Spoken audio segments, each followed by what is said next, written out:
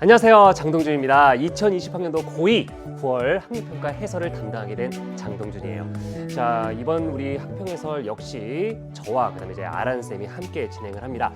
우리 친구들 먼저 시험 보느라 정말 고생 많으셨습니다. 코로나라고 하는 아주 이제 힘든 환경 속에서도 열심히 최선을 다해서 시험에 응해 주셔서 감사드리고요. 자, 우리 친구들 늘 제가 말씀드리지만은 이 학력평가 결과에 일희일비하지 말자. 우리는 이 학력평가 결과를 가지고 더 발전하기 위해서 노력을 해야 돼요. 그래서 우리 친구들이 지금 이 해설 강의를 듣고 있습니다. 이 해설 강의를 통해서 우리 친구들이 자신의 어떤 그런 국어 학습의 약점을 잘 찾고 그 약점을 잘 보완하기를 한번 기대해 보겠습니다. 자, 그럼 우리 친구들 해설 강의를 많이 기대하고 있을 텐데요. 제가 1번부터 15번까지 일단 진행을 하겠습니다. 자, 그러면 바로 들어가 보는데요. 늘 그랬듯이 자, 1번부터 3번까지는 화법이에요. 일단 뭐 쭉 한번 흐름을 보면 총평 보셨겠지만 화법, 장문까지는 그냥 무난한 흐름을 보였다, 이렇게 말씀드릴 수가 있겠습니다. 그래서 초반에는 그렇게 부담스럽지 않았을 거예요. 문제풀이에 있어서. 자, 그러면 일단 지문을 좀 보겠습니다. 1번부터 3번까지는 다음은 수업 중 학생의 발표이다 라고 되어 있어요. 발표. 수많은 담화 상황이 존재하는데 다 뭐 발표도 있고 연설도 있고 토의도 있고 토론도 있고 정말 수많은 담화 상황들이 있어요. 화법에서는. 근데 그 중에서 지금 발표가 나온 겁니다. 자, 그렇다면 여기서 우리가 쭉 이제 발표 상황, 진짜 이 발표를 듣는 것처럼 생각하면서 따라가야 됩니다. 능동적인 마음으로. 자, 그렇다면 우리 처음 볼까요? 안녕하세요. 오늘 발표를 맡은 모모모둠입니다. 여러분, 태백, 금강, 한라, 백두는 무엇과 관련된 말일까요? 라고 이렇게 질문을 던졌어요. 자, 질문. 보면 이런 부분. 그러니까 우리가 이제 화법 같은 경우는 어떤 전략 없이 그냥 읽고 그냥 푸는 경우가 많잖아요. 그러면 안 된다. 조금이라도 더 빨리 효율적으로 답을 찾아내기 위해서 우리가 체크를 하면서 넘어가면 좋은데 그런 부분들이 바로 이제 발표 같은 경우는 이렇게 질문을 던지는 부분이야. 질문을 던진다라고 하는 것은 나 혼자서 떠들지 않겠다는 그런 의미예요. 청중과 소통을 하겠다, 그런 의미거든요. 예, 그래서 상당히 중요한 어떤 또 출제 요소로 작용합니다. 그리고 실제 출제 요소로 활용됐고요. 그래서 질문을 던졌다. 그래서 산 이름이라고 생각되시죠? 계속 질문하죠. 생각되시죠? 산 이름이기도 하지만 씨름의 체급을 의미하기도 합니다. 이렇게 얘기를 했어요. 그래서 우리가 뭐 백두장사 이런 것들 들어보셨을 겁니다. 그래서 보면 이제 자료를 제시하며 라고 되어 있는데 밑줄이 그어져 있기 때문에 아, 자료와 관련된 문제가 있겠구나. 살짝 오른쪽을 보니까 자, 2번 문제에 지금 자료 1, 자료 2, 자료 3이 보이고 있네요. 그래서 자료를 제시하며 오늘 저희 모둠은 씨름에 대해 발표하려고 합니다. 라고 되어 있습니다. 뭐 우리 친구들이 이제 푸는 방식은 여러 방식이 있겠지만 쭉 읽고 한 번에 푸는 방법이 이제 가장 깔끔하지만 만약에 그게 좀 힘들다면은 중간중간에 멈춰서 바로바로 해당되는 그런 문제, 지금 자료 기억이라고 돼 있으니까 기억에 해당되는 부분들, 뭔가 연결되는 부분이 있는지를 찾아보면서 읽어도 괜찮아요. 하지만 우리 친구들은 이 화법 지문이 긴 게 아니야. 그래서 가급적이면 한 번에 쭉 읽으면서 핵심을 갖다가 머릿속에 넣고 그다음에 그걸 잠깐 단기 기억으로 저장하는 거야. 그 다음에 선택지를 판단할 때 인출하는 거지. 단기 기억 인출, 단기 기억 인출. 이거를 연습을 하셔야 돼요. 그래서 자, 여기 포인트는 바로 씨름이야, 씨름. 자, 씨름. 그래서 오늘 저희 모둠은 무엇에 대해서 씨름이네. 아, 그럼 발표의 화제가 바로 씨름이다 라고 하는 것을 알 수가 있습니다. 처음에 제가 쭉 보면 산에 대한 얘기인가? 아, 그게 아니구나. 씨름이구나. 그래서 화제를 잡고 우리 고유의 민속놀이인 씨름은 남북 공동으로 유네스코 인류 문화유산으로 등재되었으며 정식 명칭은 한국의, 자, 정식 명칭이 났어. 한국의 전통 레슬링입니다. 아시다시피 씨름은 손가락 2개를 펼쳐 보이며라고 되어 있는데, 자, 제가 늘 강조하는 거죠. 화법 지문을 쭉 읽을 때 괄호 처리가 된 부분 있죠. 이런 부분 잘 보셔야 됩니다. 왜냐면 특히 이제 발표 같은 경우에서 그냥 가만히 서가지고 네, 오늘 제가 말씀드릴 것은 이렇게 누가 얘기합니까? 그렇게 하면 다 자요. 어떤 식으로든지 이렇게 막 손짓하고 막 목소리도 올라갔다 내려갔다 청중을 계속 휘어잡고 있어야 돼. 그렇게 하기 위해서 보세요. 손가락 두 개를 펼쳐 보이며 이게 바로 뭐에 해당돼요? 뭔가 전달하고자 하는 것을 좀 더 효과적으로 내용을 전달하기 위해서 쓰는 기법. 바로 손가락 두 개를 펼쳐 보이며 뭡니까? 비언어적 표현이죠. 비언어적 표현. 여러분이 이 지문을 읽을 때, 화법 지문을 읽을 때 이 부분을 딱 보자마자 비언어적 표현이 떠올라야 돼. 안 떠오르면은 안 됩니다. 이제 선생님 이번 시험에는 안 떠올랐는데요. 다음 시험부터 떠오르면 돼. 아시겠죠? 다음 시험부터. 그래서 비언어적 표현 바로 생각을 해내시고 실제로 보면 그 1번 문제 준언어적 표현, 비언어적 표현 개념은 나왔잖아. 화법 개념은 많지 않은데 그중에서 정말 잘 나오는 그런 개념이 나왔어요. 두 사람이 삿발을 맞잡고 힘과 기술을 이용해 상대를 넘어뜨려 승부를 겨루는 경기입니다. 삿발은 씨름 경기에서 허리와 다리에 둘러붙고 손잡이로 쓰는 천으로 씨름 경기를 구성하는 아주 중요하고 특징적인 용구입니다. 그래서 삿바에 대한 얘기 했죠. 자, 그러면 계속 이어서 가봅니다.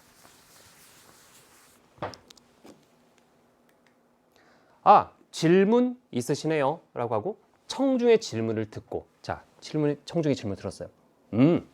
자, 현재는 삿발을 메고 씨름을 하는 것이 일반적이지만 처음에는 삿바 없이 하다가 허리에 띠를 메고 하는 허리 씨름이 생겼어요 라고 했어요. 허리 씨름이 생겼다. 그리고 나중에 두 다리 사이에 띠를 끼우고 하는 삿바 씨름이 생겨났고, 그죠? 그러니까 시간적 순서대로 따지면 이렇게 되는 거죠. 이때 두 다리 사이를 뜻하는 삿과 길게 늘어뜨린 줄을 뜻하는 바가 합해져 가지고 어떻게? 자, 삿바라는 이름도 생기게 되었습니다 라고 딱 얘기를 하고 그럼 발표를 이어가겠다. 아마 잘 하셨을 거라 생각하는데 그래서 청중의 질문이 뭐였느냐를 이제 우리가 맞히는 어떤 그런 문제가 있었잖아요. 그래서 쭉 읽으면서 그렇구나, 여기에 딱 밑줄을 긋고 정답을 제대로 찾았을 거라 생각합니다. 조금 이따 한번 볼게요.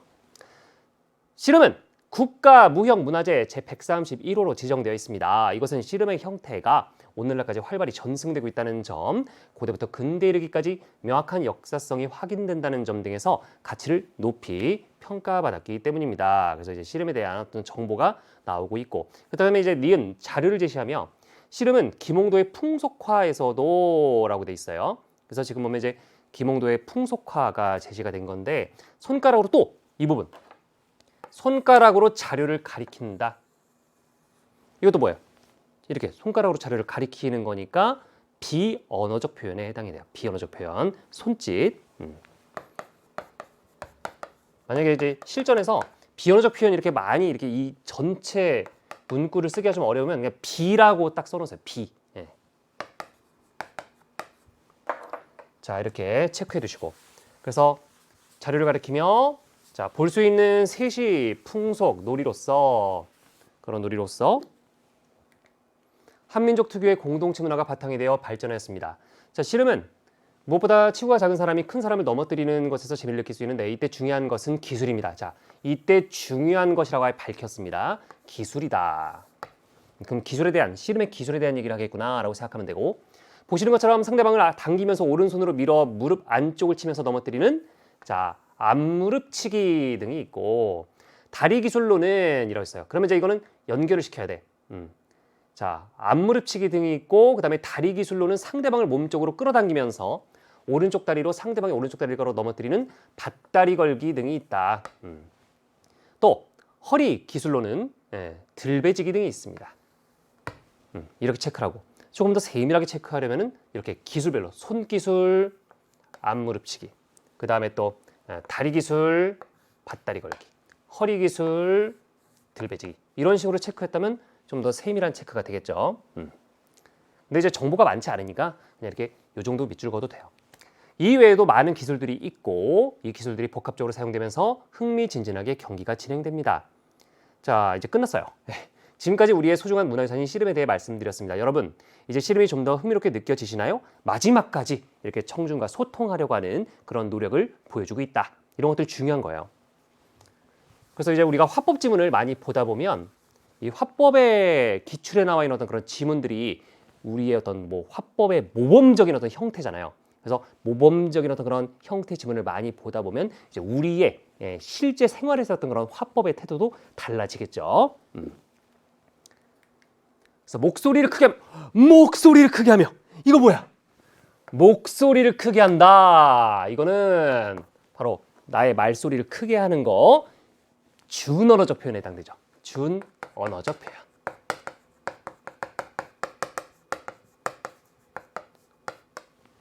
느낌 딱 왔어. 왠지 문제로 활용할 것 같아. 실제로 활용했어요. 1번 문제에서.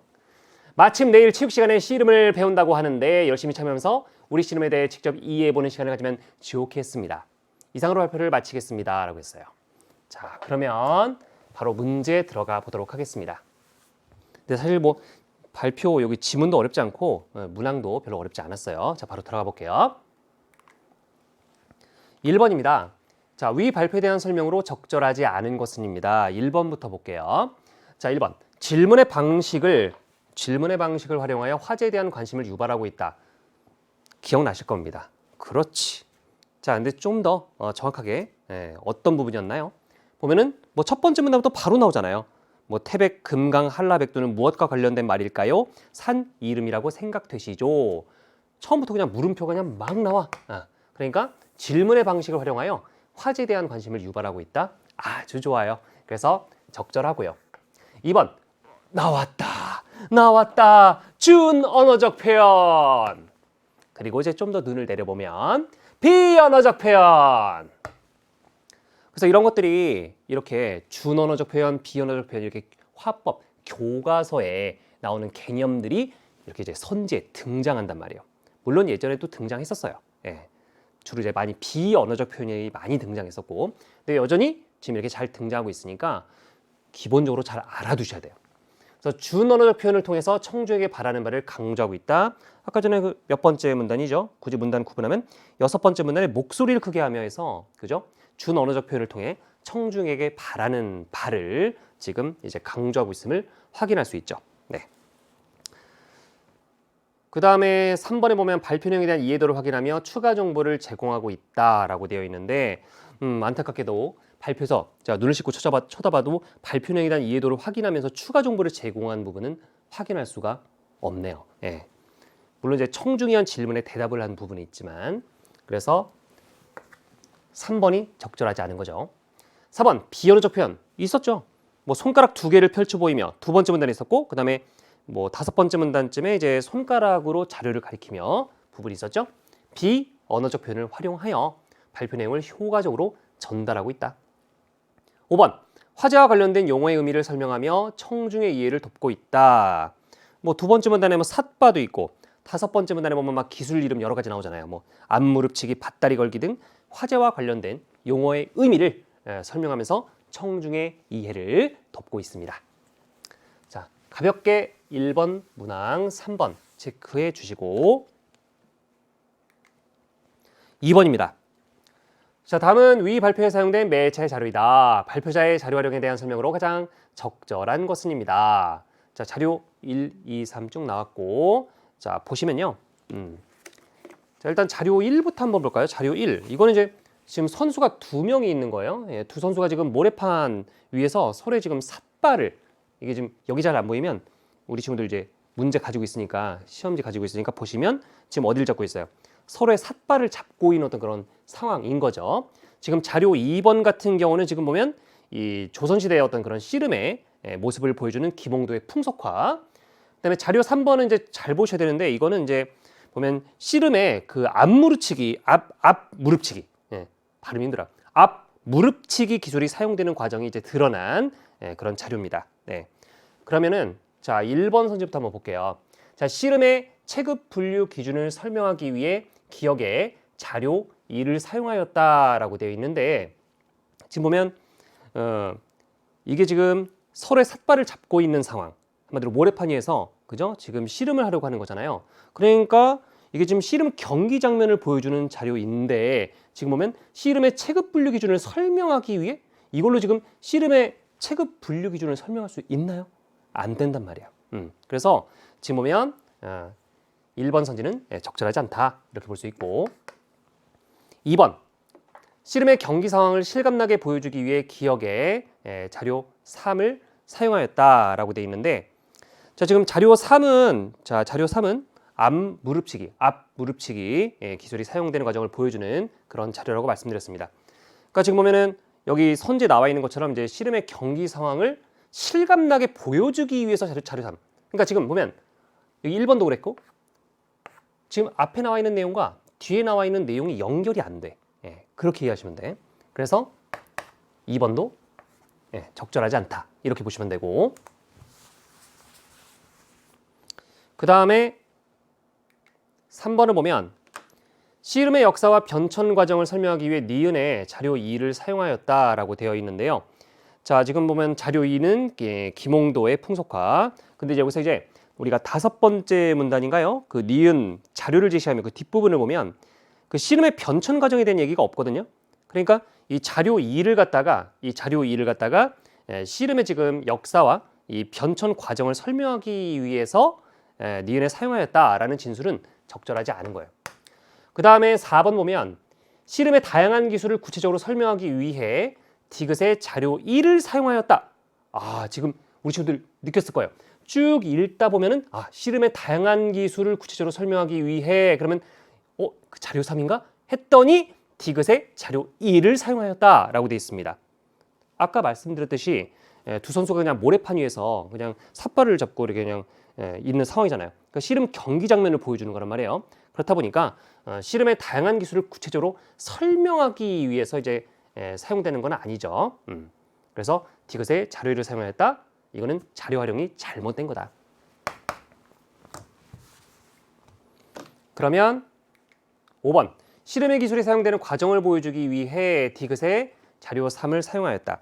자, 자료 3 씨름의 앞 무릎치기 기술 사용되는 과정 드러나 있고 자, 지금 보면 5번째 문단에 보면 상대방을 당기면서 오른손으로 밀어 무릎 안쪽을 치면서 넘어뜨리는 앞무릎치기가 있다고 이제 진술되어 있는데 그 내용과 자료 3이 지금 대응이 되죠. 그래서 자료 3에 제시된 1번과 2번을 통해서 씨름의 기술이 사용되는 어떤 그런 과정을 보여주고 있다고 할 수 있습니다. 따라서 5번은 적절하다 이렇게 얘기할 수 있어요. 그 다음에 3번입니다. 위 발표 흐름을 고려할 때 청중의 질문으로 가장 적절한 것은입니다. 청중의 질문 뒷부분을 보시면 쉽게 답이 나오죠. 분명히 자, 그 세 번째 문단이죠. 발표자가 청중의 질문을 들은 다음에 삿바 씨름이 생기게 된 과정을 제시하고 두 다리 사이를 뜻하는 삿, 그 다음에 길게 늘어뜨린 줄을 뜻하는 바가 앞에서 삿바라는 명칭이 생겼다. 그렇게 지금 대답을 했단 말이에요. 그러니까 이를 토대로 청중의 질문을 추론하게 되면은 바로 4번이 되는 거죠. 삿바를 맞잡아 두 사람이 승부를 겨룬다고 했는데 이 부분 삿바라는 명칭은 어떻게 생겨난 것인가요? 이 청중의 질문을 우리가 잡아낼 수 있다. 그런 얘기입니다. 그럼 이제 나머지 지금 보면 1번, 2번, 3번, 5번에 제시된 질문은 그 세 번째 문단의 그 청중의 질문을 듣고 이제 뒷부분에 그 발표자가 답변하는 어떤 그런 내용과 관련이 없어요. 근데 여기서 이제 헷갈릴 수 있는 게 하나 있어. 2번 같은 경우는 이것 때문에 변화라고 하는 이 어휘 때문에 순간 2번으로 헷갈릴 수 있어. 2번이 답인가? 왜냐하면 자, 변화라고 되어 있는데 발표자의 답변 부분을 보면 분명히 이런 얘기 했잖아요. 뭐 허리 시름이 생겼어요. 그 다음에 또 삿바 시름이 생겨났고. 그러니까 지금 보면은 시름의 변화에 대해서는 나와 있지만은 삿바 이름의 변화는 안 나와 있어요. 그러니까 그냥 대충 변화만 보고 변화라는 키워드만 보고 2번 정답이네 이렇게 하면 안 된다는 거예요. 아시겠죠?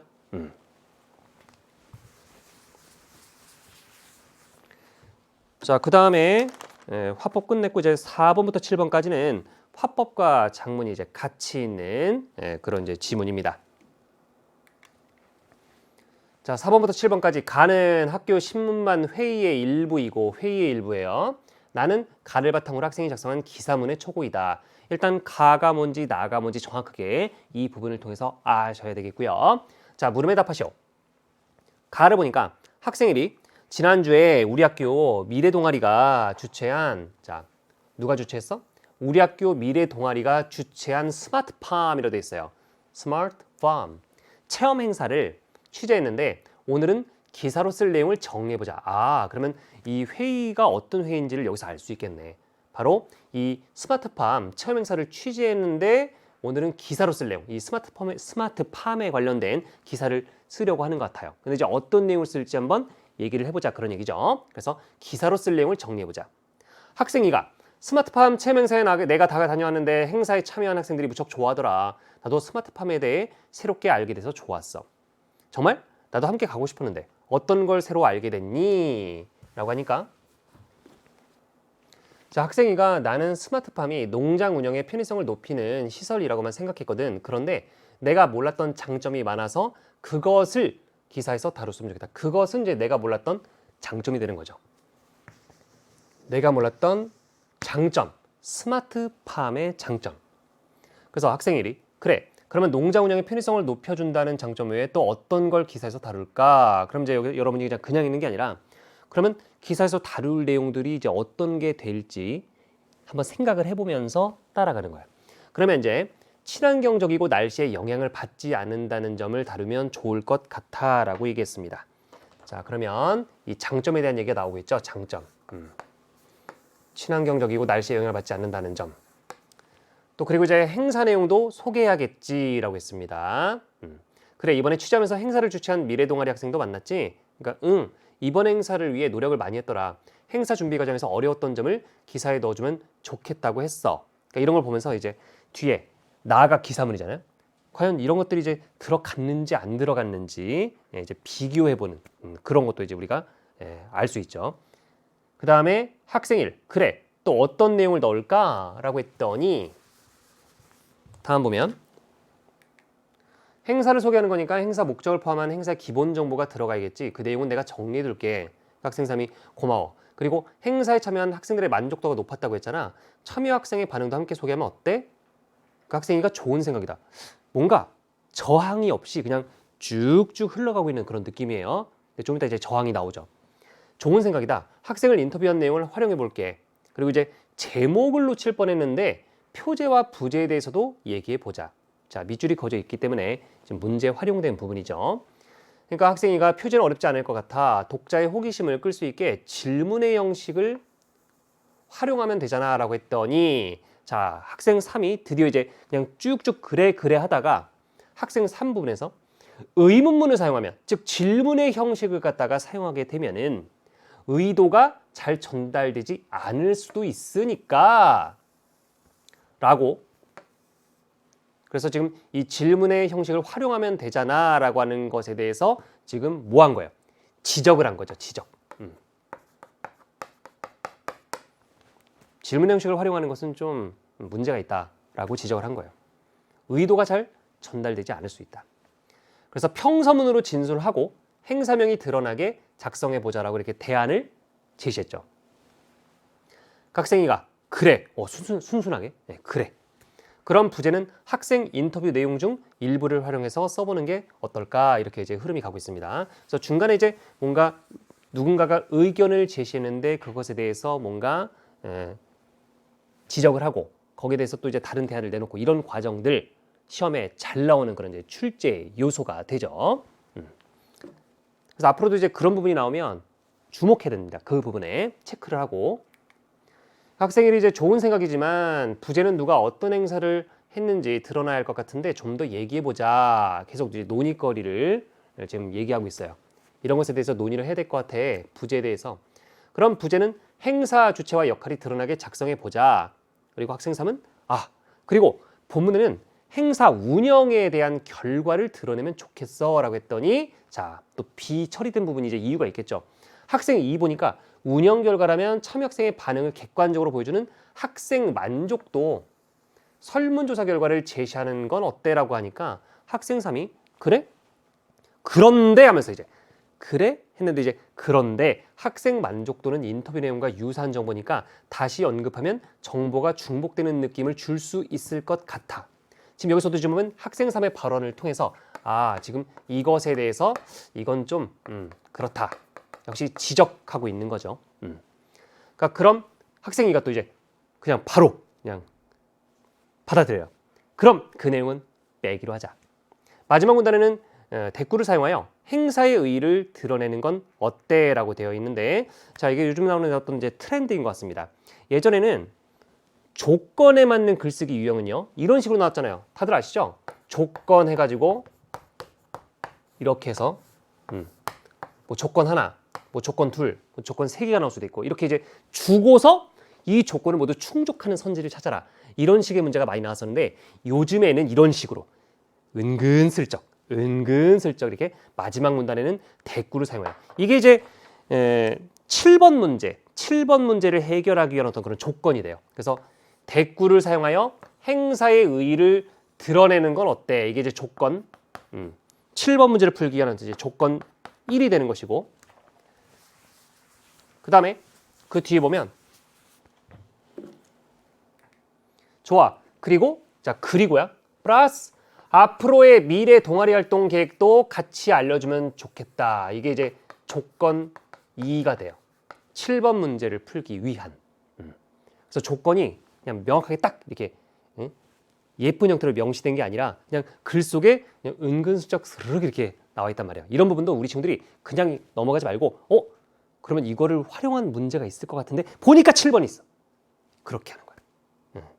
그렇게 예측했다면 정말 잘한 거고. 그래서 그렇구나. 이 모의고사라고 하는 것이, 또 수능이라고 하는 것이 그냥 계속 냈던 패턴을 계속 활용하는 것이 아니라 조금씩 변하는구나 라는 것을 우리 친구들이 이제 이렇게 모의고사를 치르면서 알게 되는 거예요. 그래, 오늘 나온 의견을 반영해서 기사문의 초고를 작성해 볼게 하고 작성한 거예요. 그래서 나의 지금 스마트팜 농업의 과학을 입히다 해서 쭉 지금 이렇게 기사문이 나와 있는 겁니다.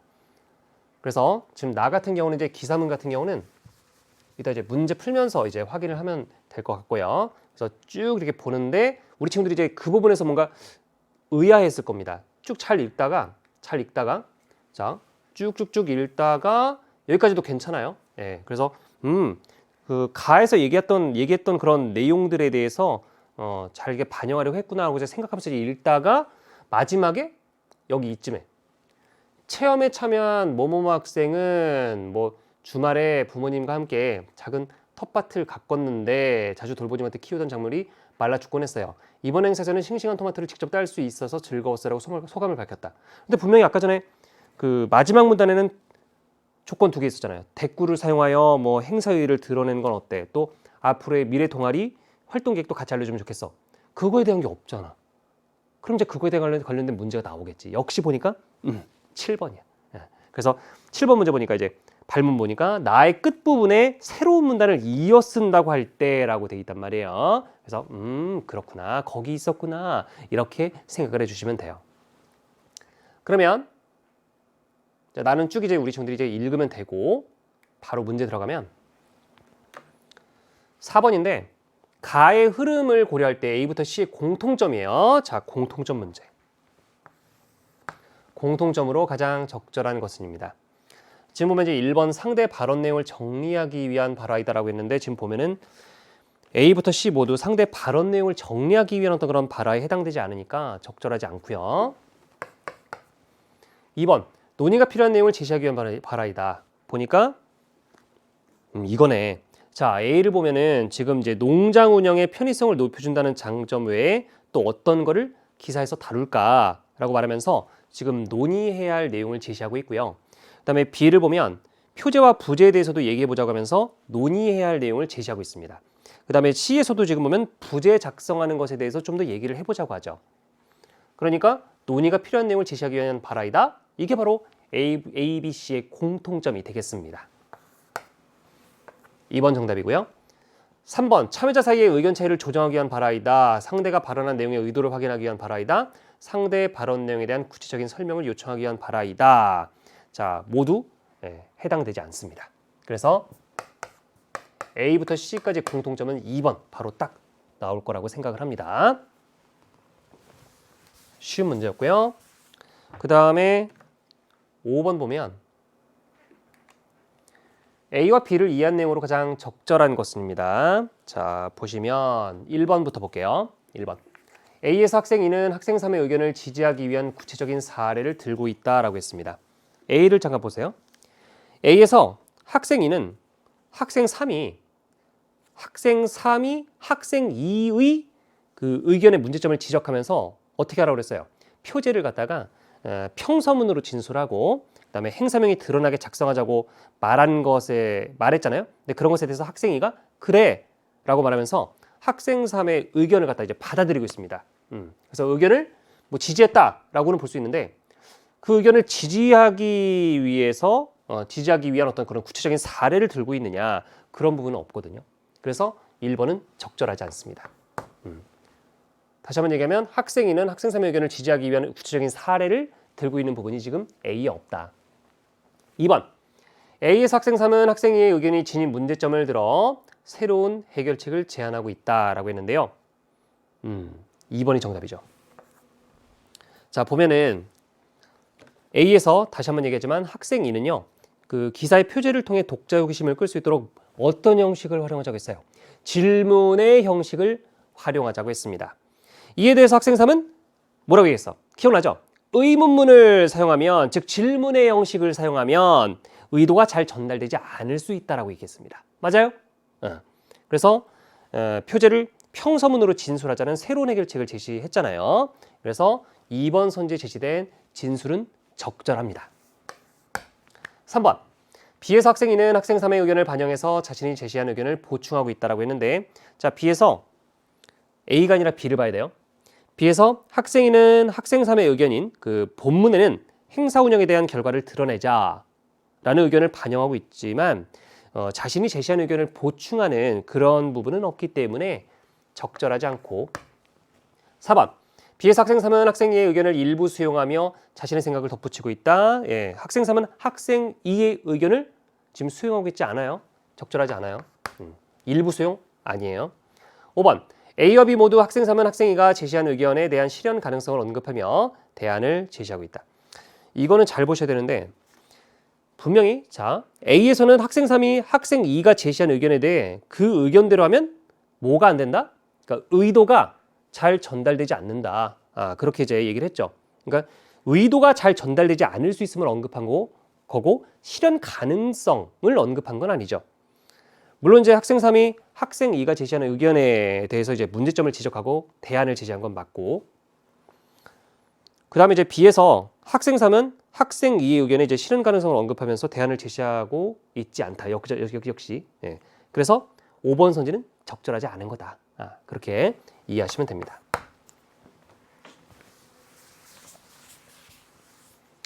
자, 그 다음에 6번 보겠습니다. 다음은 가해 학생 2가 나를 쓰기 위해 작성한 메모이다. 나에 반영되지 않은 것입니다. 자, 이렇게 쭉 나와 있는데요. 자, 먼저 기억부터 보면은요. 지금 이제 기억이 1번, 뭐 니은이 2번이니까 쭉 보면 될 것 같아요. 지금 행사의 목적이라고 되어 있습니다. 잘 안 보이면 이제 시험지 보면 되는데 행사의 목적. 자, 1문단 읽고서 확인하면 돼. 읽고서 해당 문단 가서 확인하면 돼요. 행사 취지가 스마트팜을 소개하고 진로 체험 기회를 제공하는 것임을 알려야겠다. 확인해 봅니다. 그러네요. 네, 이번 행사는 우리 학교 학생들에게 스마트팜을 소개하고 농업 관련 진로 체험의 기회를 제공하기 위해 개최되었다라고 나와 있습니다. 그래서 오케이. 자, 그 다음에 니은 스마트팜의 장점. 두 번째 문단에 이렇게 나와 있는지 한번 봐요. 자, 분명히 이제 나에 반영되지 않은 것을 찾는 거야. 이건 나에 반영됐어요. 자, 니은을 보면은 스마트팜은 원격으로 관리할 수 있고 날씨에 영향을 받지 않으며 토양 오염을 유발하지 않는다는 점을 제시하겠어. 어려운 문제는 아니지만 끊어서 생각해야 돼. 이렇게 스마트팜은 원격으로 관리할 수 있고 끊고 날씨에 영향을 받지 않으며 끊고. 그러니까 지금 니은에서 우리가 판단해야 될 부분이 하나, 둘, 세 개야. 이건 좀 까다로운 거야. 하지만 우리가 자, 집중해서 잘 해결을 해야 되겠죠. 보니까 두 번째 문단에 보면 우리 학교의 스마트팜은 정보통신기기를 이용하여 원격으로 관리할 수 있다. 원격 오케이. 그 다음에 밑에 보면 LED 조명을 활용하여 날씨의 영향을 받지 않고 오케이. 그 다음에 수경재배 방식을 통해서 토양 오염을 유발하지 않으면서 토양 오염을 유발하지 않는다. 오케이. 니은 오케이. 이렇게 하시면 돼요. 세 번째 문단. 행사 내용의 소개. 이론 교육. 이것도 봐. 이것도 끊어서 봐야 돼. 이론 교육. 농장 실습. 청년 농부와의 만남으로 행사가 진행되었다는 점을 언급. 청년 농부와의 만남. 끊어서 다 확인해야 돼. 이 중간에 하나라도 뭔가 어그러진 게 있다면 정답이 될 수 없어. 그죠? 그러니까 여기서 하나라도 어그러지면 이제 정답이 되는 거겠죠. 적절하지 않은 걸 찾는 거니까. 그러니까 반영되지 않은 걸 찾는 거니까. 그런데 하여튼 이 하나의 얘기에 하나의 어떤 그런 문장에 많은 얘기가 들어가 있으니까 단계별로 우리가 생각해야 돼. 보면은 세 번째 문단에 보면은 1부에서는 자 스마트팜 체험 행사가 3부로 이루어져 있는데 1부에서는 이론 교육. 오케이. 그 다음에 아래 보면은 2부에서는 농장 실습인 상추와 토마토를 스마트하게 길러요. 농장 실습. 오케이. 그 다음에 3부에서는 뭐라고 돼 있어요? 청년 농부 뭐뭐뭐 선생님과 만나요. 청년 농부와의 만남. 아, 좋아요. 이것도 나에 지금 반영됐어요. 그럼 정답은 이제 4번 아니면 5번일 텐데. 리을은 행사 준비 과정의 어려움. 동아리 학생들이 농장 실습을 준비하는 과정에서 겪었던 어려움을 드러내야겠어. 있나요? 그런 건 없습니다. 어려움이라고 하는 키워드는 있어. 세 번째 문단에 보면 뭐 행사 당일에는 스마트팜 실습 과정에서 어려움을 겪는 학생들 이런 내용은 있지만은 동아리 학생들이 농장 실습을 준비하는 과정에서 겪었던 어려움 이거는 나와 있지 않습니다. 아하, 드디어 그러니까 인내심을 가지고 끝까지 가다 보면 답은 나온다. 정답은 4번.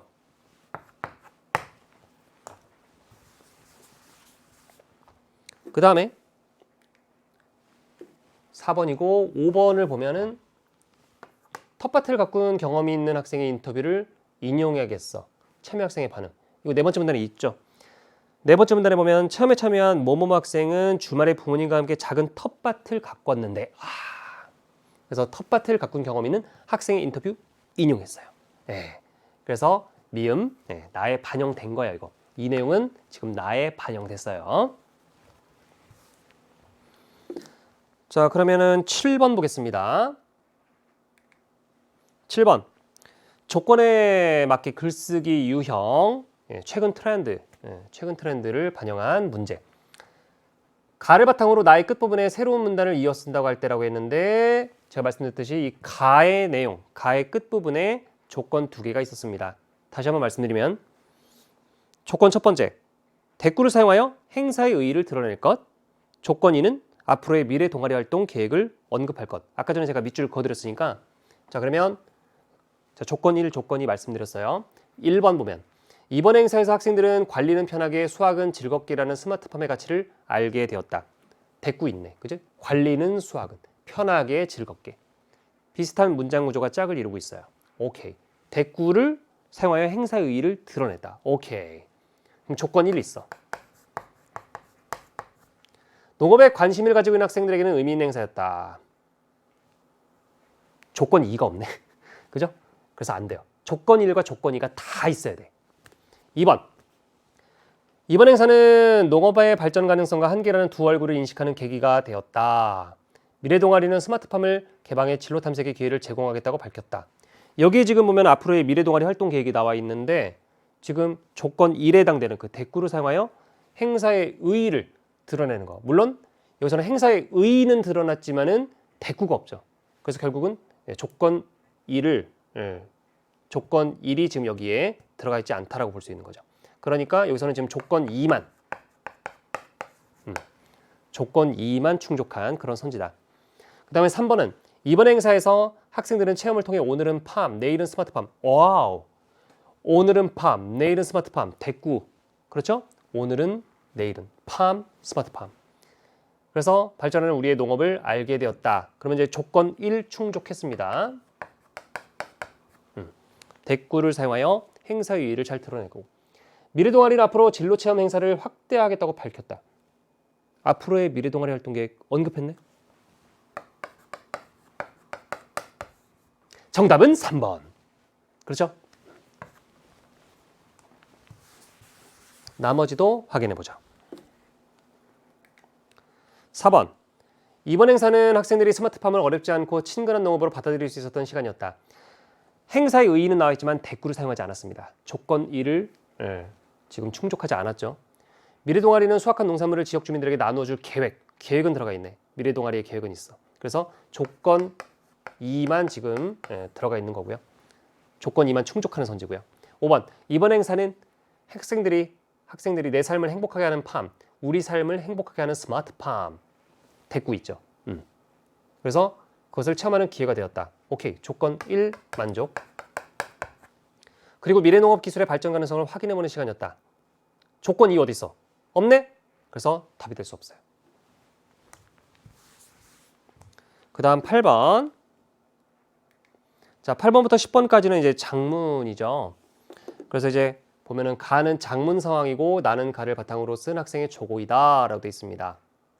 그래서 지금 가의 장문 상황 보면 글의 목적, 주제, 예상 독자가 나와 있습니다. 이거 중요해요. 이 부분을 잘 읽고서 그 다음에 학생의 초고를 봐야 됩니다. 글의 목적은 전동 킥보드를 안전하게 이용하도록 설득하는 겁니다. 아, 글의 목적은 설득이네. 주제는 전동 킥보드를 안전하게 이용하자. 예상 독자, 우리 학교 학생들 이렇게 되어 있습니다. 그래서 학생의 초고를 보면은 전동 킥보드는 휴대가 쉽고 다른 이동 수단에 비해 이용 방법이 간편하다는 장점이 있다. 요즘 이런 이유로 전동 킥보드를 이용하는 사람들이 부쩍 증가했고 우리 학교 학생들에게도 인기가 많다. 하지만 자, 전동 킥보드 구입 시 유의점이나 자, 계속 읽어보면 지금 여기까지 읽었을 때 앞에서 확인했던 장문 상황 날아가면 안 돼요.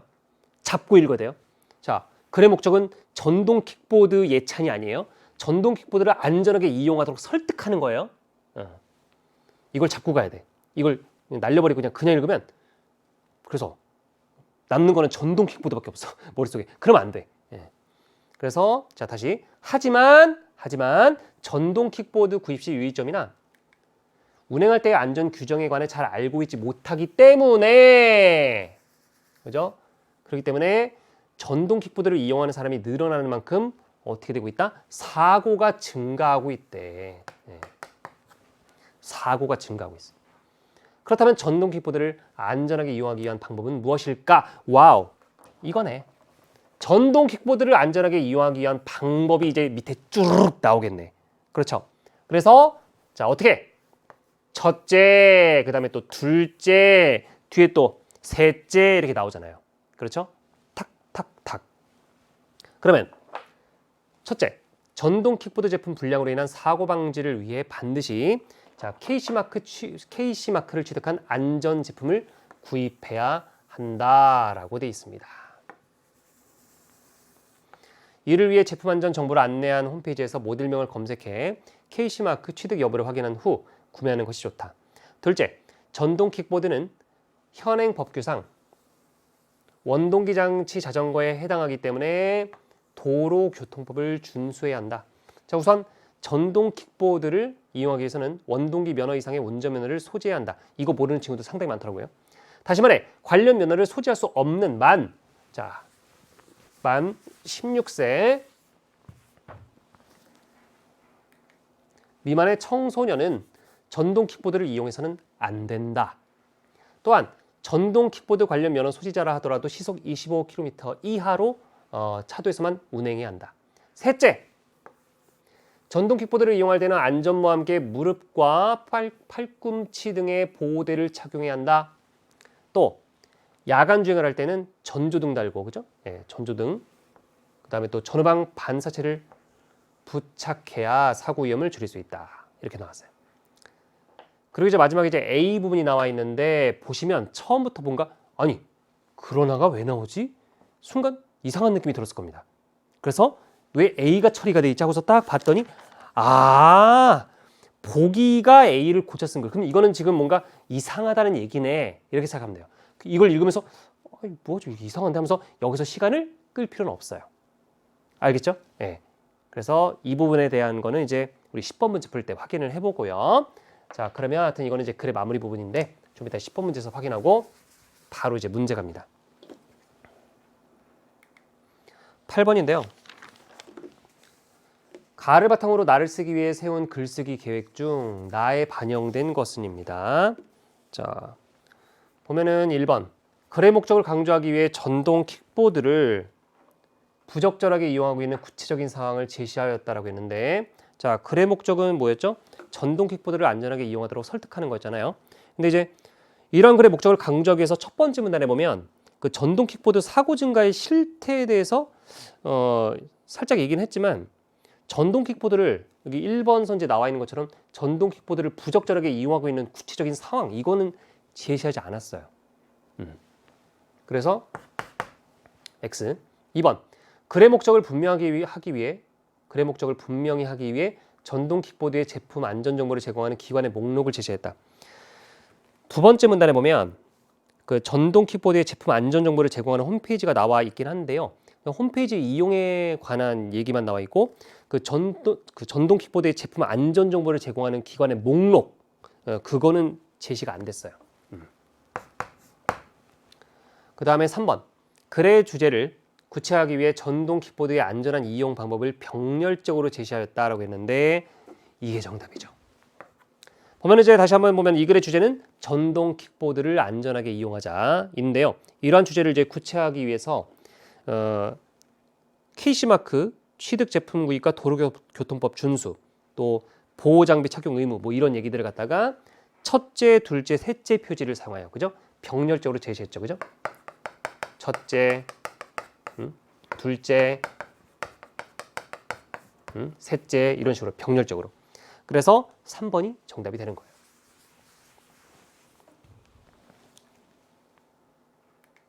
4번을 보면 글의 주제에 대한 당위성을 드러내기 위해 전동 킥보드 이용에 대해 논의하고 있는 우리 학교 상황을 제시했다라고 했는데, 전동 킥보드 이용에 대해 논의하고 있는 우리 학교 상황은 안 나왔어요.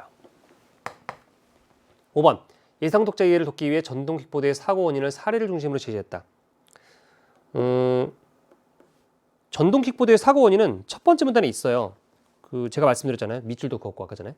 전동 킥보드 구입 시 유의점이나 운행할 때 그 안전 규정에 관해 잘 알고 있지 못하기 때문에 그래서 사고가 많이 나고 있다, 그런 얘기 있었잖아요. 그죠? 사고 원인, 전동 킥보드 사고 원인 분명히 있었는데, 그런데 이제 이러한 전동 킥보드의 사고 원인을 이제 사례를 통해 제시하지는 않았죠.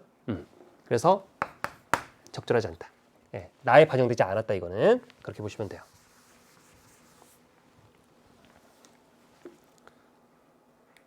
자, 9번입니다. 자, 9번 보면 보기의 자료를 활용하여 나를 보완하기 위한 방안으로 적절하지 않은 것은입니다. 자, 3점짜리 문제고요. 이제 사이즈가 상당히 길죠. 보시면 자, 보기의 자료가 나와 있습니다. 자, 기억 통계 자료, 기억-1, 전동 킥보드 사고 유형별 현황이라고 되어 있습니다.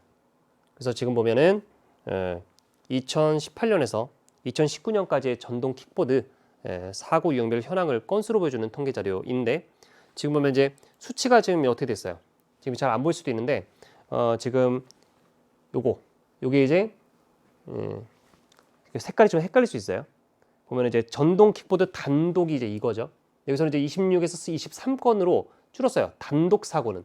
그런데 이제 58에서 141, 그러니까 83건 정도가 지금 이제 증가했는데, 이게 지금 보면은 전동 킥보드 대 차 사고, 그다음에 이제 전동 킥보드 대 보행자도 이제 확실히 늘었죠. 33건에서 61건으로 한 28건 정도 이렇게 늘었어요. 그다음에 이제 기억-2 보면 보호장비 착용 현황이 있는데 가끔 착용이 44%, 한 번도 착용하지 않는다라고 하는 것이 29%. 심각하죠. 그다음에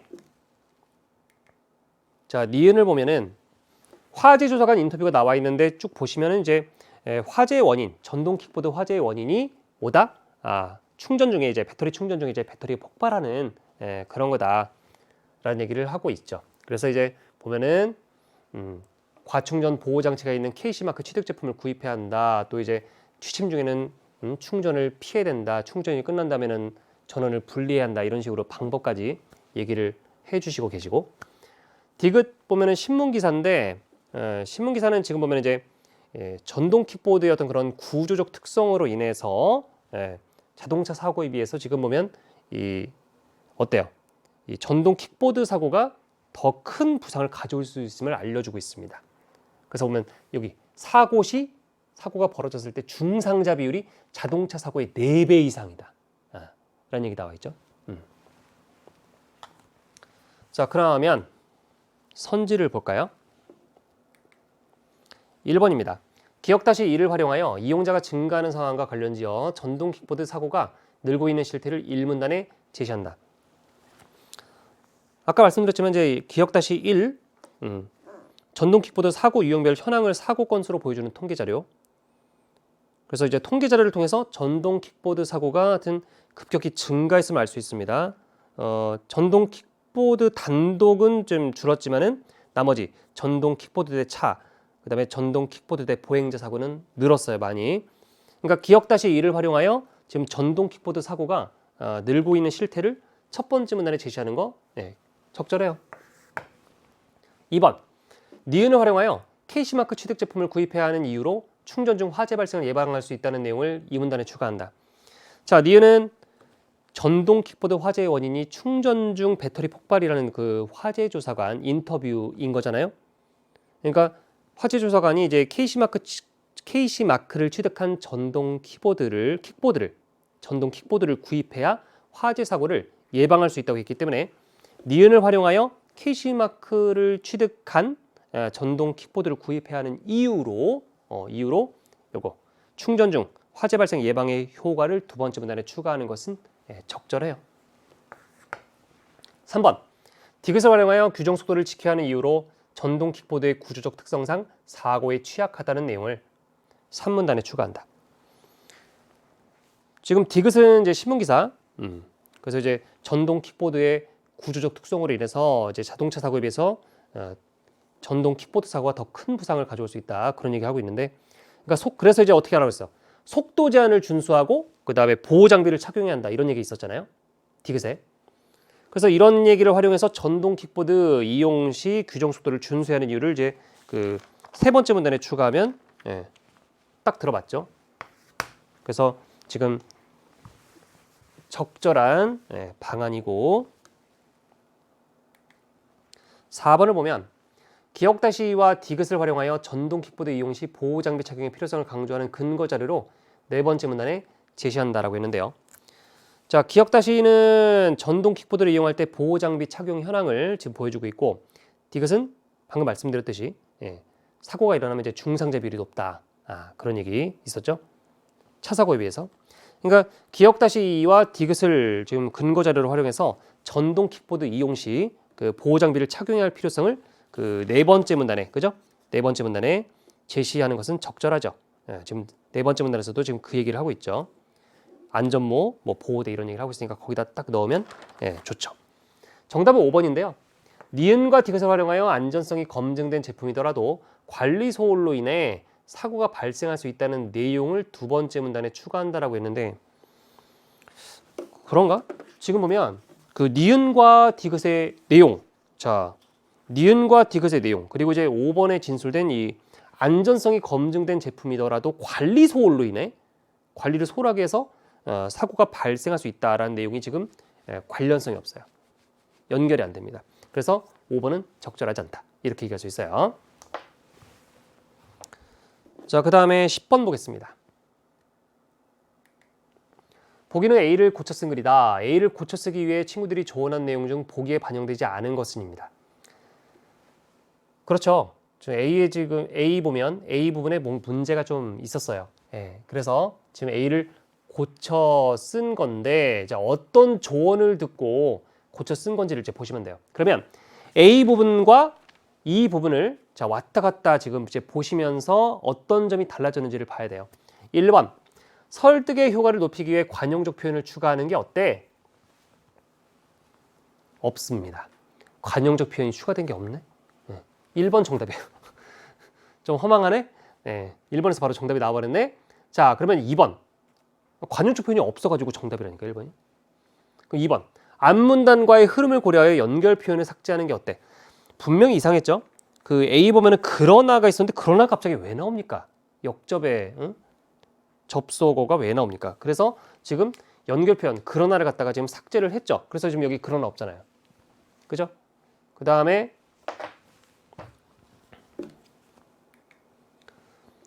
3번 보면 자 3번 보면은 두 번째 문장이 주제에서 벗어나니까 해당 문장을 삭제하는 게 어때라고 했는데 지금 A의 두 번째 문장 보면은 전동 킥보드뿐만 아니라 모든 교통수단을 이용할 때는 안전수칙을 준수해야 된다.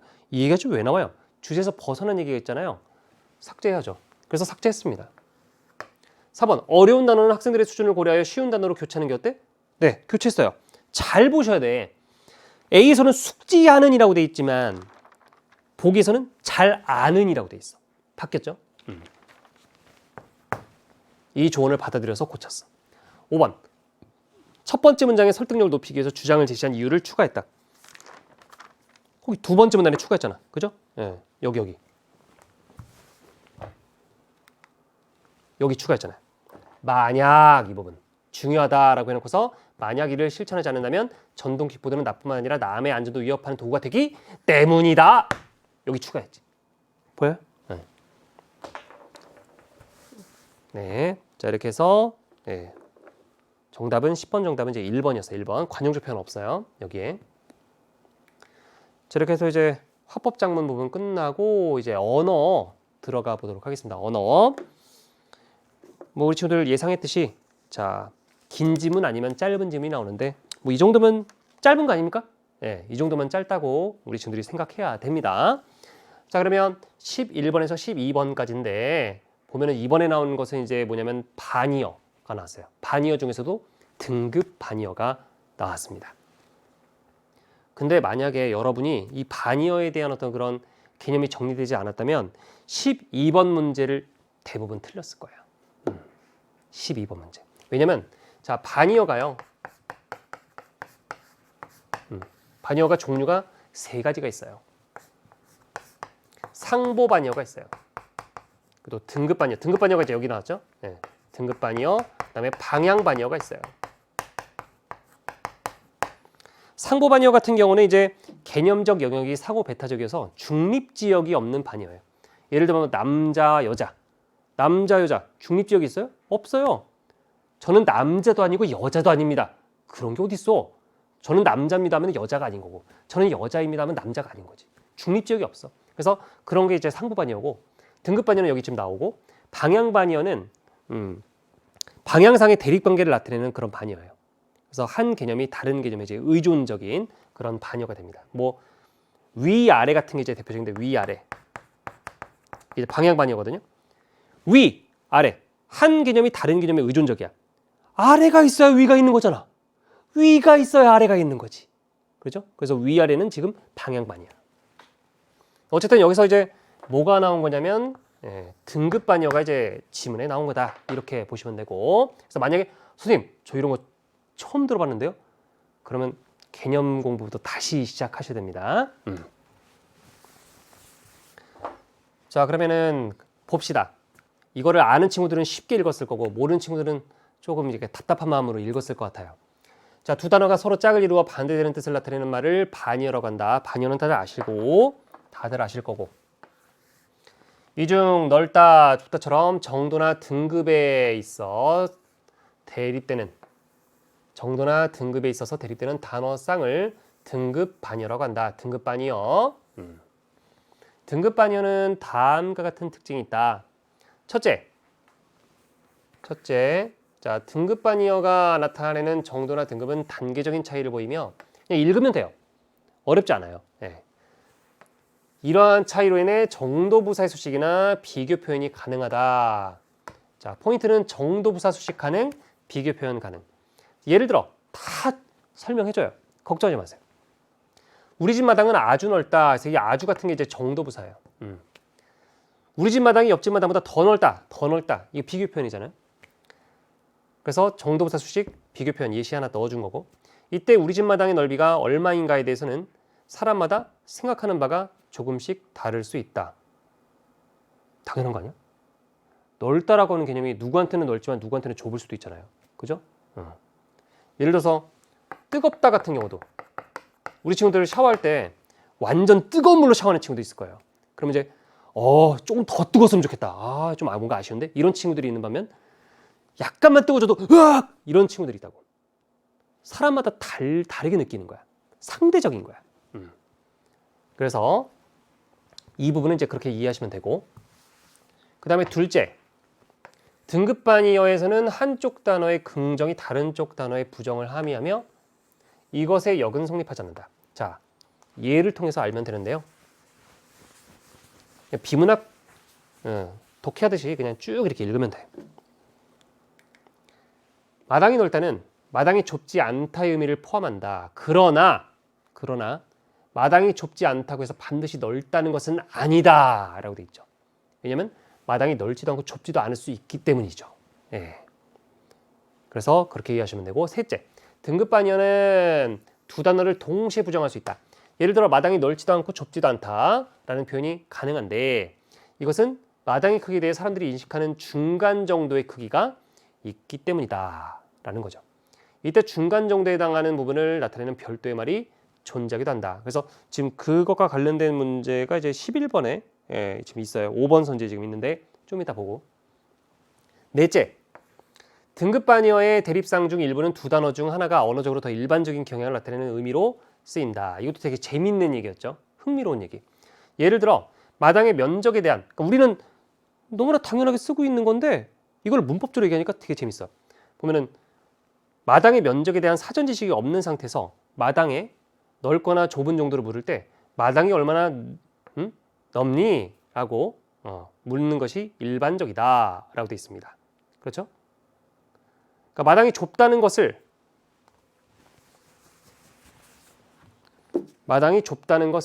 전제하지 않는 한 마당이 얼마나 좁니라고 묻는 것은 어색하다. 또한 넓은 정도를 나타내는 파생명사로 좁이가 아니라 넓이가 사용된다. 그죠? 이는 넓다가 좁다에 비해 어떠한 전제나 가정이 없는 의미를 나타낸다는 것을 말해준다. 이렇게 보면 등급반이 관계에 있는 넓다 좁다에서 넓다가 더 활발하게 쓰여 사용상의 비대칭성, 그러니까 넓다가 더 좁다보다 많이 쓰니까 그걸 이제 비대칭성이라고 표현한 거예요. 어려운 말로. 그래서 그렇게 보인다고 할 수 있다. 그러면 이렇게 읽고 바로 이 내용을 바탕으로 해서 11번 추론 문제를 푸는 거야. 11번입니다. 자, 윗글을 참고하여 추론한 내용으로 적절하지 않은 것입니다. 자, 보시면 1번이요. 올해는 사과의 품질이 좋다 해서 좋다에는 비교 표현을 쓸 수 있겠군 이라고 되어 있습니다. 지금 보면은 좋다의 비교 표현 한번 넣어주시면 될 것 같아요. 네. 자, 넣어주시면 어떻습니까? 지금 이제 좋다, 나쁘다. 이것도 이제 정도나 등급에 있어서 대립되는 단어쌍이니까 이제 등급반이어에 해당이 되는데, 두 번째 문단에 보면 자, 등급반이어는 비교 표현이 가능하다고 했고, 그래서 더를 넣어보세요. 올해는 사과의 품질이 더 좋다 이렇게 하면, 그죠? 예. 이런 식으로 비교 표현이 가능함을 확인할 수 있기 때문에 1번은 적절하다. 2번, 여행 가방이 무겁다 해서 사람들이 생각하는 가방의 무게는 다를 수 있겠군. 이거 어디 봐야 돼? 자, 무겁다 가볍다도 사실은 이제 등급반이었는데, 두 번째 문단에 보면 우리 집 마당의 넓이가 얼마인가에 대해서는 사람마다 생각하는 바가 조금씩 다를 수 있다. 이 부분을 근거로 해서 여행 가방이 무겁다 해서 사람들이 생각하는 그 가방의 무게는, 그죠? 다를 수 있다. 이것을 추론해낼 수 있죠. 예. 그러니까 추론이라고 하는 것은 글의 내용을 바탕으로 해서 이렇게 해야 되는 거예요. 추론은. 3번, 기차역은 여기서 멀다 해서 멀다는 정도부사의 수식을 받을 수 있겠군이라고 했는데요. 자, 멀다 가깝다 역시 등급반이어입니다. 그래서 두 번째 문단에 보면 이제 등급반이어는 정도부사의 수식이 가능하다라는 진술에 근거해서 뭐 정도부사 뭘 넣어볼까요? 아주를 넣어보면 여기서 아주 멀다 되죠? 그래서 이 멀다는 정도부사의 수식을 받는다 이렇게 볼 수 있죠. 4번, 영수집은 학교에서 가깝다 해서 가깝다를 부정하면 멀다의 의미와 동일하겠군 이라고 되어 있는데요. 자, 이게 바로 적절하지 않죠. 자, 왜냐하면 세 번째 문단을 잠깐 보세요. 자, 세 번째 문단에 보면은 그 둘째라고 시작되는 부분이요. 등급반이어는 한쪽 단어의 긍정이 다른 쪽 단어의 부정을 함의하지만 이것의 역은 성립하지 않는다고 했습니다. 그러니까 영수집은 학교에서 가깝다에서 가깝다를 부정하면 가깝지 않다가 되는데, 이때 가깝지 않다고 해서 반드시 멀다라고 하는 건 아니잖아 또. 이해돼요? 그러니까 지금 가깝지 않다와 가깝다를 부정하면, 즉 가깝지 않다, 이게 지금 멀다 의미와 동일하다? 동일하지 않죠. 예. 그래서 이 글의 내용을 바탕으로 해서 이게 동일하지 않음을 우리가 추론해낼 수 있죠. 그래서 4번은 잘못된 추론이야. 5번, 물이 뜨겁지도 차갑지도 않다 해서 뜨겁지도와 차갑지도 사이에 중간 정도를 나타내는 말이 있겠군이라고 했는데, 네 번째 문단에, 네 번째 맞죠? 하나, 둘, 셋. 네 번째 문단은 거기 보면 등급반여의 경우 중간 정도에 해당하는 부분을 나타내는 별도의 말이 존재하기도 한다라고 나와 있습니다. 그러니까 등급반여인, 지금 보면 뜨겁다, 차갑다, 이게 등급반여이기 때문에 중간 정도를 나타내는 별도의 말이 있겠죠. 뭐가 있을까? 미적지근하다, 뭐 그런 거. 미지근하다. 그래서 5번도 적절합니다. 적절한 추론. 다 추론의 근거가 어디 있다? 윗글, 글에 있었다. 다음 12번 보시면 보기의 담화 상황을 고려할 때 윗글의 기억에 해당하는 것만을 A에서 F, A부터 F에서 있는 대로 고른 것입니다. 자, 이 문제가 상당히 어려웠을 거예요. 반여에 대한 개념이 정리되지 않았다면 틀렸을 가능성이 아주 높다. 대부분 찍었을 거다 라는 건데요. 자, 보기를 보시면 일단 이게 이제 정답이 2번이었죠.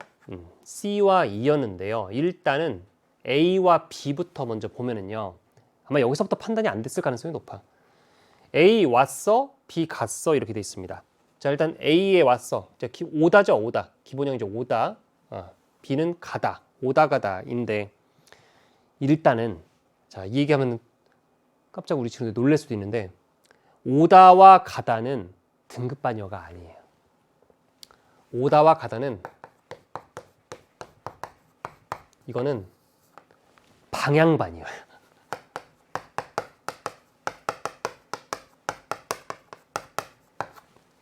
한 개념이 이제 다른 개념에 의존적이에요. 그래서 오다라는 개념은 가다가 있기 때문에 오다가 있을 수 있는 거죠. 이렇게 이해하시라고 했죠. 두 개념 중에 하나가 사라질 수가 없어요. 서로에게 의존하고 있는 거죠. 한 개념이 사라질 수가 없어. 방향반이었는데, 그래서 지금 이걸 보고서 이건 방향반이니까, 근데 지금 기억에 해당하는 것만을이라고 했는데, 기억 같은 경우는 등급반여의 대립상 중 일부는 두 단어 중 하나가 언어적으로 더 일반적인 경향을 나타내는 의미로 쓰인다.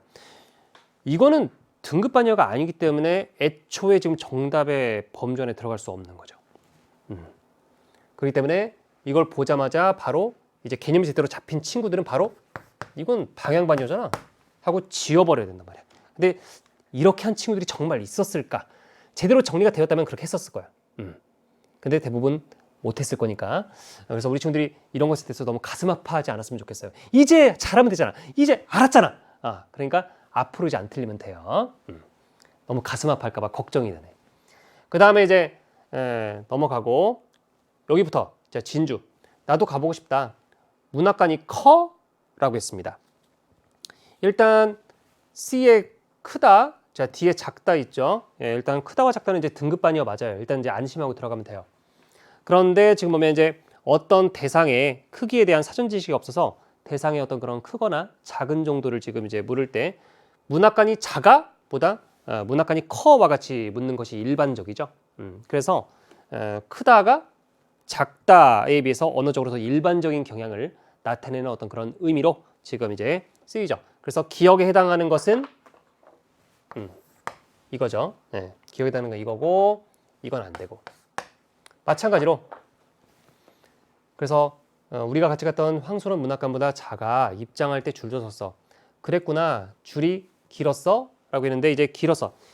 지금 보면 E의 길다와 자 F의 짧다, 이것도 등급반이었는데, 지금 보면 어떤 대상의 길이에 대한 어떤 그런 이제 사전 지식이 없어서 대상의 길거나 짧은 정도를 물을 때죠. 지금 이제 물을 때야. 이게 지금 12번 문제가 그 기역 부분 있잖아요. 지문에 기역 부분, 그 부분을 잘 보시면서 해야 됩니다. 그렇죠? 그러니까 거기 넷째 부분에 마당의 면적에 대한 사전 지식이 없는 상태에서 마당이 넓거나 좁은 정도를 물을 때라는 부분, 그 부분을 잘 보시면서 이 문제를 해결해야 돼. 그래서 지금 보면 이것도 이제 질문 부분이죠. 줄이 길었어. 그러니까 줄이 짧아보다 줄이 길어 이렇게 묻는 것이 일반적이죠.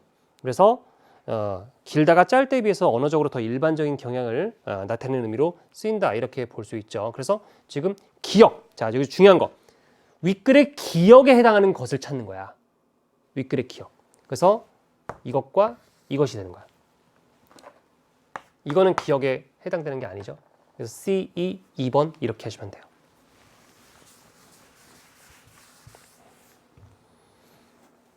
그 다음에 13번 보겠습니다. 자, 보기의 기억부터 리을에 들어갈 말로 적절한 것입니다. 자, 보기 보시면 이제 의문 변동 문제인데요. 의문 변동 중에는 한 의문이 앞이나 뒤의 의문에 영향을 받아 다른 의문으로 교체되는 현상이 있는데 이때 조음 방법이나 자, 조음 위치가 변하게 됩니다. 조음 방법은 소리 내는 방법, 조음 위치는 소리 나는 위치. 예를 들면 반물은 비읍이 뒤의 음은 미음의 영향으로 비음인 미음으로 바뀌어 조음 방법이 달라졌지요 라고 되어 있죠. 그럼 다음 단어들에서는 어떤 변화가 일어나는지 탐구해 봅시다 라고 했어요. 그럼 이거 딱 판단할 수 있어야 돼. 달림 같은 경우는 어떻게 된 거야? 지금 앞에 있는 리을로 인해서 지금 뒤에 있는 니은이 리을로 교체가 됐죠. 유음합니다. 공론 같은 경우는 앞에 있는 이응으로 인해서 리을이 니은으로 지금 바뀌었죠. 이런 것들을 이제 우리가 뭐라고 합니까? 이게 표준발음법 19항에 있는 얘기잖아요. 리을의 비음화죠. 리을의 비음화.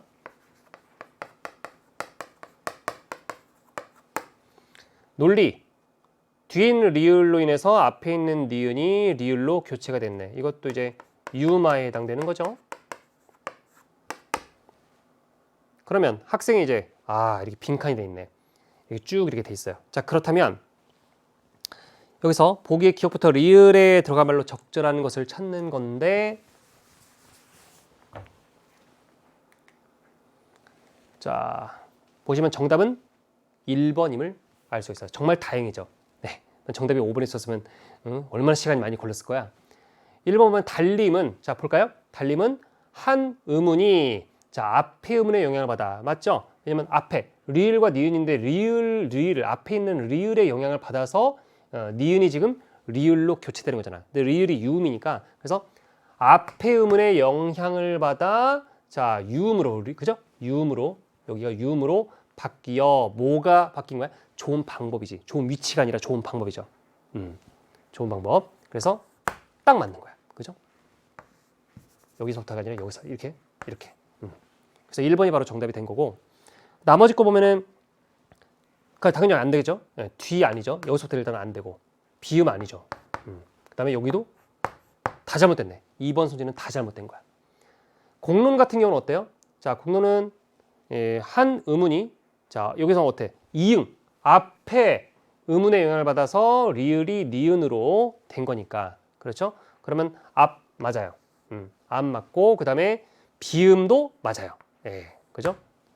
비음. 그런데 좋은 위치가 아니죠. 좋은 방법이지. 예. 그 다음에 4번 같은 경우는 이제 앞인데 뒤라고 돼 있으니까 여기서부터 잘못된 거고 이건 맞고 좋은 방법 맞죠. 예, 이렇게. 논리 같은 경우는 뒤에 있는 리을의 영향을 받아서 니은이 이제 교체되는 거니까 뒤의 의문의 영향 맞아요. 예, 맞고 그 다음에 유음으로 바뀌는 거 니은이 리을로 바뀌는 거니까 역시 맞지만 좋은 위치가 아니라 좋은 방법이잖아. 그래서 다 동그라미 된 거는 정말 다행히도 1번에 있었어요.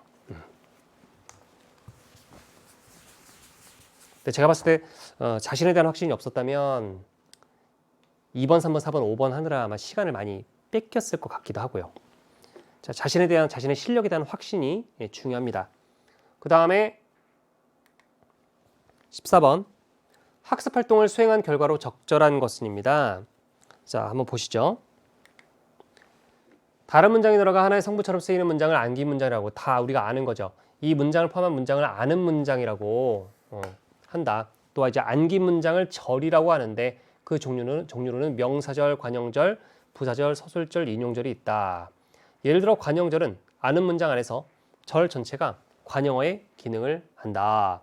자, 그러면 다음 절에서 암기 문장의 종류와 기능을 파악해보자. 암기 문장의 종류와 기능. 기억을 보시면은 이제 누나가 주인이다, 그러니까 누나가 주인임, 그죠? 명사절 지금 들어가 있죠. 명사절이 지금 여기서 이제 뒤에 주격조사 이가 붙어가지고 지금 주어 역할하고 있네. 안긴 문장의 종류와 기능, 그죠? 삼촌은 농담을 던짐으로써, 삼촌이 농담을 던지다가 지금 농담을 던짐, 명사절. 근데 여기서는 지금 보면 뒤에 뭐가 있어? 던짐 뒤에 으로써. 으로써가 뭐지? 이게 정체가? 품사가 뭐지? 조사잖아. 부사격 조사야. 그래서 지금 여기 이 명사절은 지금 부사어 역할하고 있는 거야. 그 다음에 여기서는 동생이 고향으로 돌아오기 라고 돼 있죠. 동생이 고향으로 돌아오기인데 여기서는 이제 이 목적으로 쓰인 건데요. 우리가 이제 흔히 목적으로 쓰인다고 하면 이제 목적격 조사가 붙는 걸 생각을 하는데 이렇게 목적어의 형태가 을 같은 목적격 조사만 붙는 게 아니라 보조사, 이렇게 만 같은 보조사가 붙을 수도 있어요. 그래서 여기서는 이제 명사절이 여기서는 목적어로 쓰인 거야. 그죠? 그래서 다 명사절이네. 이제 근데 기능은 다 다르네. 그럼 1번. 기억부터 디귿에서 안긴 문장의 종류가 모두 동일하고, 네, 좋아요. 기억에서 안긴 문장은 아는 문장 안에서 목적 주어인데 틀렸어.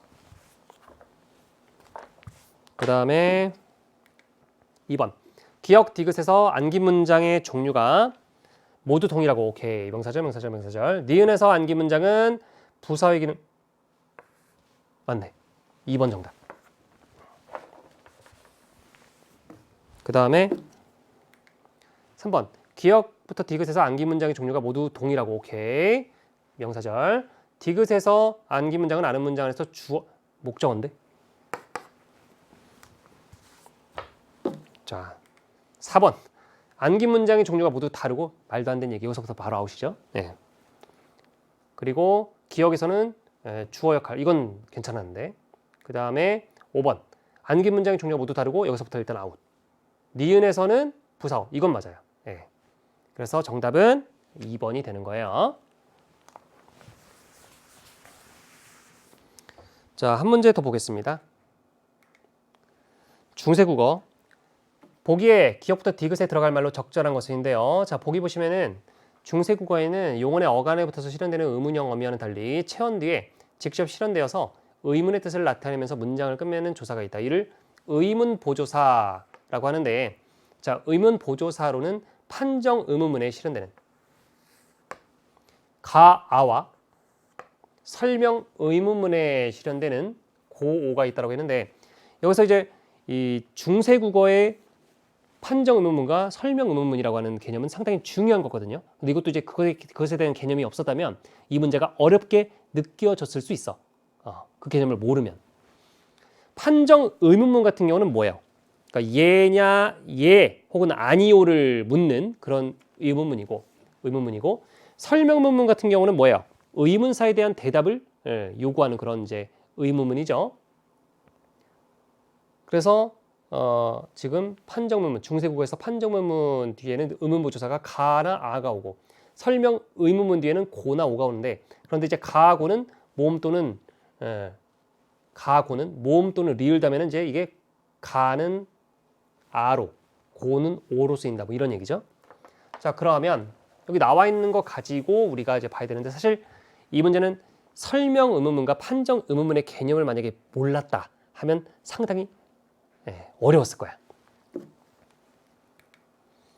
보면, 자, 이 현대풀이 되어 있는 부분을 활용하면 되는데요.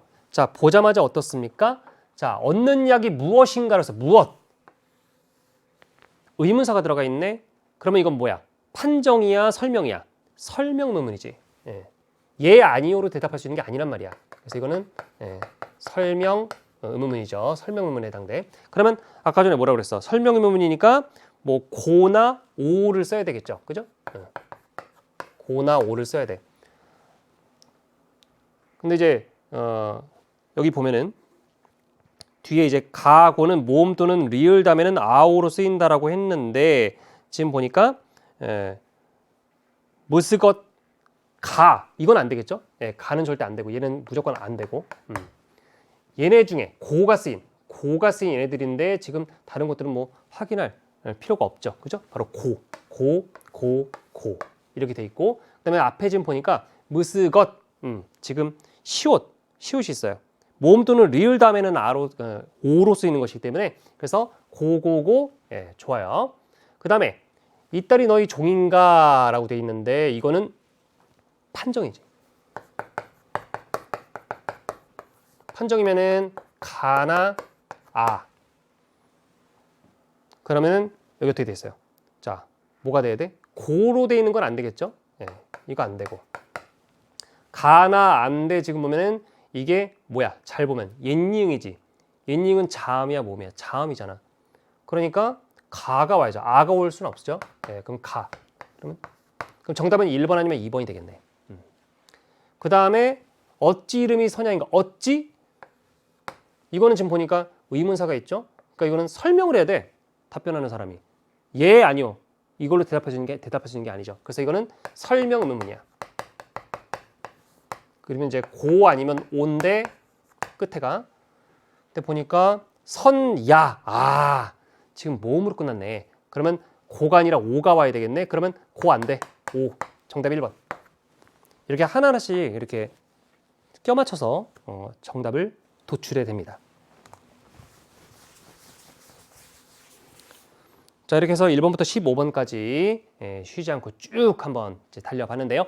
자, 다음 시간에는 우리 16번부터 진행을 하도록 하겠습니다. 우리 모두 2부에서 만나요.